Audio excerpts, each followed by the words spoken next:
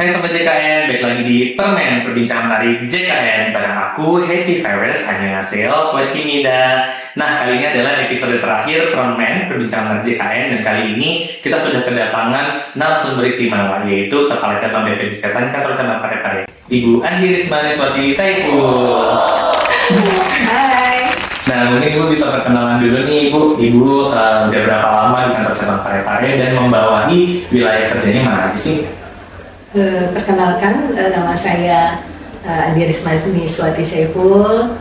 Jadi saya bertugas di kantor cabang Parepare 1 tahun lebih ya. Insya Allah tahun depan 2 tahun.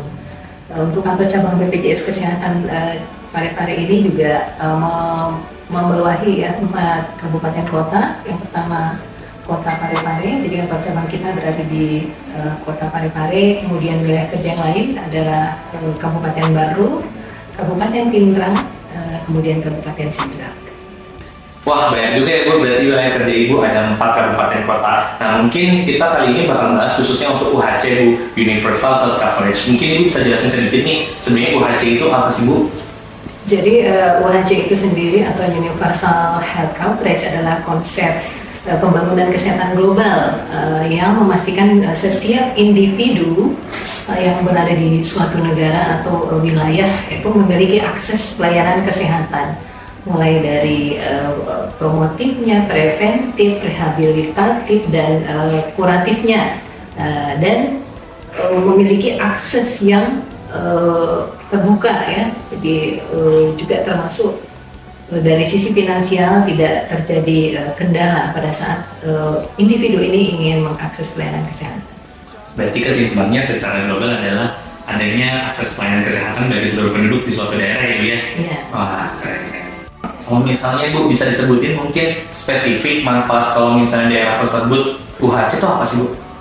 Jadi UHC itu sendiri sebenarnya tidak hanya dari sisi cakupannya mencapai 100% atau seluruhnya ya, tetapi juga dari sisi aksesibilitas pelayanan yang bermutu dan berkualitas juga dapat diakses oleh penduduk yang berada di wilayah yang sudah UHC. Kemudian juga tentunya seperti yang sudah saya sampaikan bahwa dari sisi finansial juga tidak menjadi kendala atau hambatan pada saat penduduk yang berada di satu wilayah yang sudah UHC itu ingin mengakses pelayanan kesehatan. Seperti itu. Jadi UHC itu sendiri adalah memastikan seluruh penduduk yang terdaftar di suatu wilayah atau 100% memiliki akses terhadap pelayanan kesehatan. Dari sisi UHC sendiri memang selain 100% penduduk juga dipastikan keaktifannya. Ya. Kalau di dalam RPJMN di tahun 2024 memang target pemerintah adalah minimal 98% penduduk Indonesia itu sudah tercover oleh JKN. Sedangkan untuk keaktifannya untuk BPJS Kesehatan sendiri di tahun 2024 itu adalah minimal 75% peserta yang terdaftar JKN itu aktif. Oke. Wah, berarti manfaatnya banyak juga ya Bu. Jadi peserta ini bisa mengakses tanpa ada rasa keraguan karena sebenarnya finansialnya juga ditanggung oleh pemerintah daerah sendiri ya Bu untuk iurannya. Nah, mungkin saya sebutin Bu, kriterianya apa aja sih selain tadi yang sudah sebutkan syarat suatu daerah itu bisa mencapai UHC, dan apakah ada award-nya atau penghargaan bagi pemerintah daerah yang sudah menyelenggarakan UHC di daerahnya? Jadi sebelumnya kita apresiasi ya, karena di tahun 2024 ini Wakil Presiden Republik Indonesia sudah memberikan penghargaan UHC untuk pemerintah provinsi, kemudian kabupaten kota yang sudah berhasil meraih UHC ya, termasuk di 4 wilayah kerja kantor cabang Parepare juga memperoleh UHC Award. Jadi untuk UHC sebenarnya, UHC ada namanya cut off dan non cut off ya. Kalau di BPJS Kesehatan, UHC non cut off itu adalah kepesertaannya langsung aktif, tidak perlu menunggu bulan berikutnya. Jadi salah satu manfaatnya juga ya kalau UHC non cut off.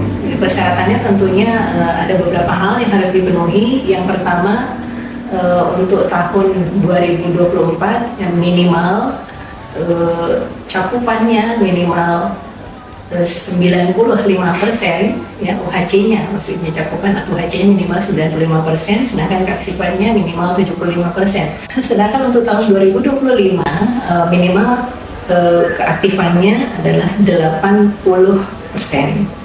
dan cakupannya minimal 98%. Nah, tadi kan di awal Ibu pernah sudah sampaikan nih, kalau misalnya di kantor cabang Parepare itu 4 kabupaten kotanya sudah UHC semua. Mungkin bisa diinfokan Bu, sejak kapan sih UHC-nya Bu di kantor cabang Parepare sendiri?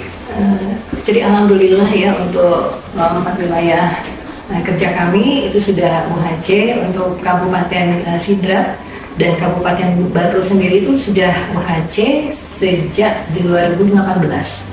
Sedangkan untuk 2 kabupaten kota lainnya menyusul di 2023 itu Kota Parepare dan Kabupaten Pinang. Wah, berarti semuanya udah UHC dan semua aman ya Bu ya. Tapi bisa jelasin Bu, upaya apa aja sih yang dilakukan sama BPJS Kesehatan supaya Pemda ini berkomitmen untuk UHC terus? Jadi dari kami sendiri tentunya karena ini amanah dari pemerintah ya, dan pemerintah sendiri juga sudah terpapar ya bahwa pentingnya UHC ini dan juga menjadi amanah dari undang-undang, sehingga inilah salah satu poin penting yang kami selalu sampaikan kepada pemerintah daerah untuk kita bagaimana menjalankan amanah undang-undang. Salah satunya memang setiap penduduk Indonesia kan mempunyai hak untuk mendapatkan hak dasar, salah satunya kesehatan. Nah, inilah yang selalu kami komunikasikan dengan pemerintah daerah untuk menjadikan kesehatan sebagai prioritas, menjadi hal yang terpenting juga, karena tanpa kesehatan tentunya juga pembangunan akan terhambat. Ini yang kami selalu komunikasikan dan koordinasikan dengan pemerintah. Mantap. Selesai pertanyaannya. Oh iya. Nah, menarik banget Bu tadi perbincangan tentang UHC, ini spesifik tadi perbincangan untuk UHC, dan kita sudah sampai di pertanyaan tadi terakhir Bu. Nah, kalau misalnya Ibu nih, ada nggak sih harapan atau pesan untuk sobat JKN yang ada di rumah atau masyarakat di luar yang terdaftar BPJS Kesehatan Bu? Harapannya karena saat ini juga JKN sudah memasuki tahun ke-11 ya, insya Allah tahun depan kita harapkan seluruh penduduk Indonesia yang belum menjadi peserta JKN, ayo segera mendaftar menjadi peserta JKN. Bagi yang mampu tentunya bisa mendaftar mandiri ya. Bagi yang tidak mampu, masyarakat yang tidak mampu ini bisa berkoordinasi dengan pemerintah daerah setempat. Karena memang untuk masyarakat yang tidak mampu juga mempunyai hak yang untuk dijamin oleh negara, baik melalui PBIJK, anggarannya melalui APBN, maupun melalui PBPU Pemda, atau anggarannya itu melalui APBD. Dan yang terpenting kalau sudah menjadi peserta JKN, bagi yang mendaftar mandiri, jangan lupa untuk membayar iurannya tepat waktu. Jangan sampai nantinya kalau tidak membayar iuran itu pesertanya menjadi tidak aktif. Sedangkan pada saat peserta mengakses pelayanan itu pastinya persyaratan utama adalah harus aktif ya.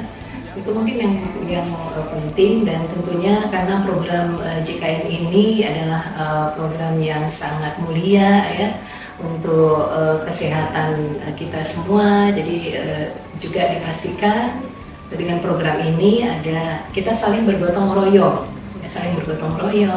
antara yang sehat dengan sakit, kemudian antara yang mampu dengan yang tidak mampu ya. Ini gotong royong inilah yang akan membuat program JKN ini akan terus sustain, akan berjalan terus, dan akan terus memberikan manfaat untuk penduduk Indonesia.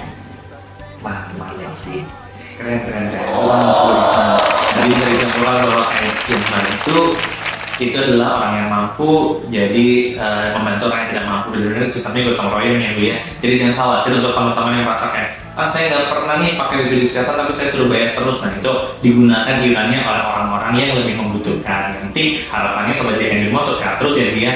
Gitu. Oke, teman-teman, kita sudah selesai sampai di sini episodenya, dan ini bukan hanya akhir episode tapi ini juga akhir dari perbincangan JKN tahun 2024. Nah, mungkin kalau misalnya teman-teman sobat JKN di rumah masih tertarik dengan program ini, bisa masukkan sarannya di kolom komentar atau di sosial media BPJS Kesehatan Kantor Cabang Parepare yang sudah ada di bawah ini. Nah, kita ketemu lagi di episode berikutnya dan kesempatan berikutnya sobat JKN di rumah. Sampai jumpa. Oke. Mantap.